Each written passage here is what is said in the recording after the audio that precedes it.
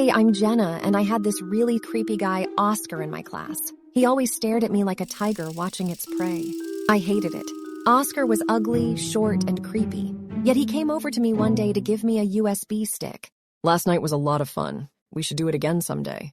I had no idea what he was talking about, but I had a bad feeling. When I plugged the stick into a computer, I found one video on it. I played it and saw myself locked up in a cage and on my knees. It was some kind of basement, and then Oscar came into the shot. He opened the lock and let me out of the cage. I immediately hugged him and said, "Thank you so much, Oscar. Why didn't I realize earlier that you are the prince of my dreams?" It was crazy. The girl inside the video didn't just look exactly like me, she also had my voice.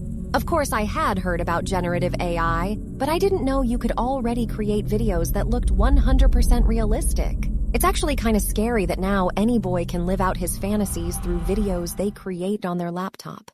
When I started kissing Oscar in the video, I quickly turned it off. It was gross, and I had no interest in watching it to the end. I felt scared, angry, and violated.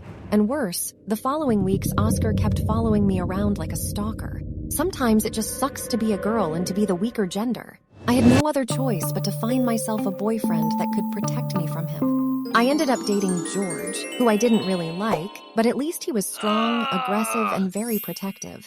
When I showed him the video Oscar had made of me locked into a cage, he got so angry that the next day at school, he pulled Oscar into the boys' bathroom and beat him up so badly that he had to be taken to the hospital for 2 broken ribs. Anyway, one evening on my way home from badminton practice, Oscar sneaked up on me from behind and knocked me unconscious with some heavy object. It's crazy how easy it is to abduct someone if you think about it. I woke up tied to a radiator in a basement when I saw Oscar. "Oh no, please let me go!" "Sorry, but you have to stay here for a while on your own. Once people notice that you are missing, I could probably become a prime suspect, so it's safer for me to stay away from you until the police give up the search. Anyway, I've prepared everything you need to survive, from food and water to poop buckets." It was absolutely terrifying. And worse, I later found out that the police put little to no effort into actually rescuing me. When my boyfriend George told the police captain that my classmate Oscar had been stalking me for months and that he might have abducted me, he only said, "Oh, your girlfriend just ran away. Teenagers do that all the time." Well, here is how you know a guy loves you. George was so worried about me that he decided to interrogate Oscar personally.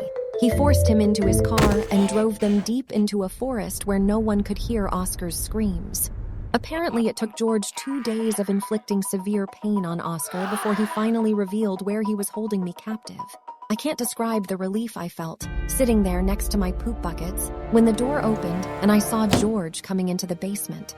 We called the police, and Oscar ended up getting sentenced to 20 years in prison for kidnapping me and holding me captive.